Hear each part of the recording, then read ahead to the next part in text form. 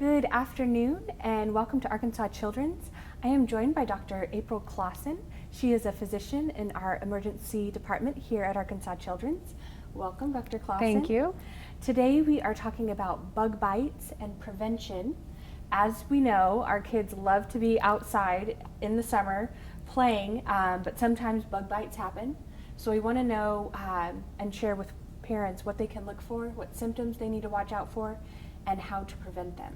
Okay. So first of all, let's talk about in Arkansas, what are the most common types of bug bites and stings that you see in the emergency department? Yeah, we see a lot of bug bites and stings, especially in the summer months.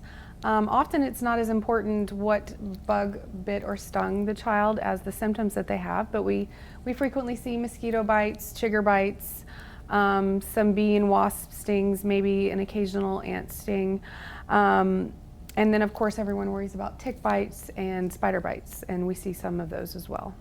So when it comes to spider bites, we were talking before we started recording, when should parents be concerned when they think their child has been bitten by a spider? For spider bites, often they have the same symptoms as with any other, and I shouldn't say insect because spiders aren't actually insects, but with any other bite.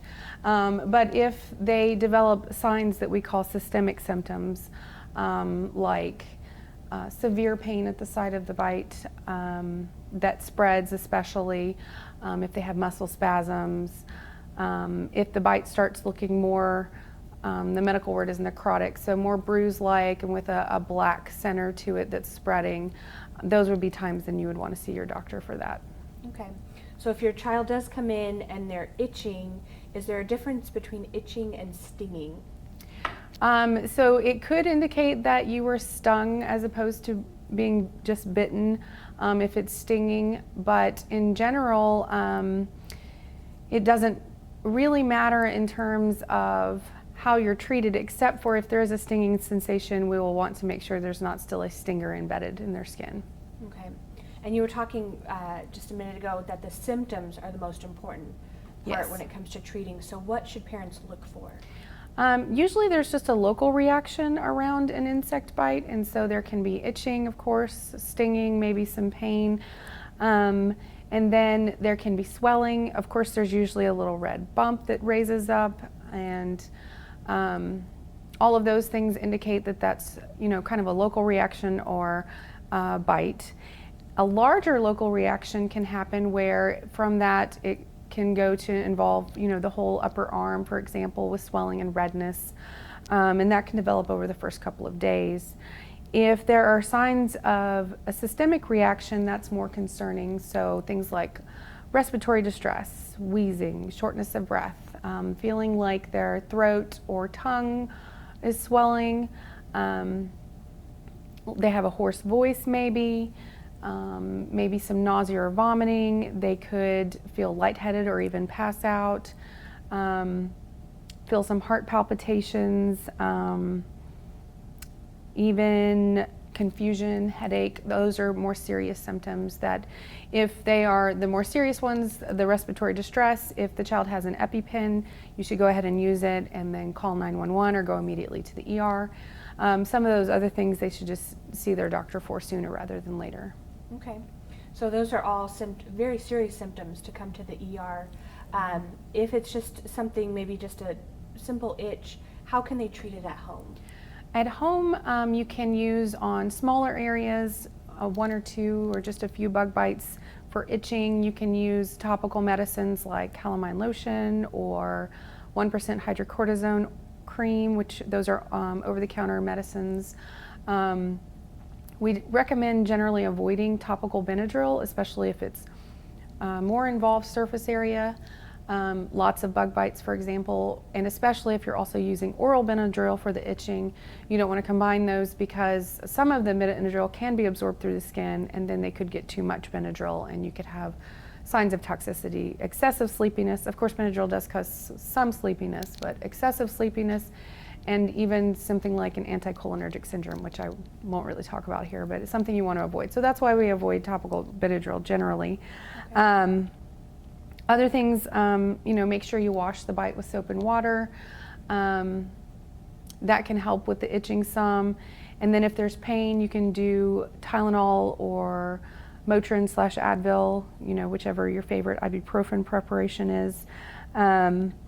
If it's a larger reaction, like involving the upper extremity, like I mentioned, or the whole lower extremity, you can try cold compresses, elevation, oral Benadryl, and you could also add a non-sedating antihistamine like Zyrtec or Claritin if you want to limit the amount of Benadryl they're getting through the day if it makes them pretty sleepy.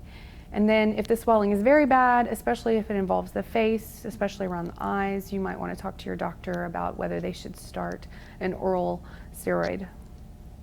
Okay, so there are some things that you can do at home. Definitely. But if the symptoms worsen, definitely either consult your doctor or come to the ER. Since your kids want to be outside in the summer, how can parents prevent bug bites through either insect repellent or clothing? Some simple things that you can do at home before they head outside. Yeah, if you're planning a hike through the woods, for example, we recommend using protective clothing. It's a good first line defense. So long pants, socks, closed-toe shoes, and then on top of that, you can add insect repellent, or if you're just going out in the backyard and not going for a hike necessarily, you can just use the insect repellent. The gold standard, the one that the AAP recommends the most, is an insect repellent that contains 10 to 30% DEET. It's been proven effective at deterring mosquitoes and other insects like ticks, and has been safe in children, especially if you make sure you keep it off their hands so that it won't end up in their mouth. You can apply it to their faces if you put it on your hands, and then avoid their eyes and mouths and then wash your hands. And then of course when you're done for the day outside, you should wash it off with soap and water. There is an alternative to DEET that's also pretty effective called picaridin, Picaridin, and that comes in some of the over-the-counter medicines like Cutters, for example, and that's another one that's pretty effective and also is safe in children. I think that it doesn't last as long as the DEET does. Okay, so two good ingredients to look for if you're looking for insect repellents for this summer. Dr. Clawson, thank you for your time. Yeah, you're welcome. Thank you. If you are watching and you have a question about bug bites or stings, please leave them in the comment section and we'll make sure that we pass them on to Dr. Clawson and get them answered. But most importantly, we just want you and your family to have a safe summer and enjoy being outside, but think about these precautions and ways to prevent bug bites as you head outside for the summer. So thank you again, and we will see you next time. Thanks for watching.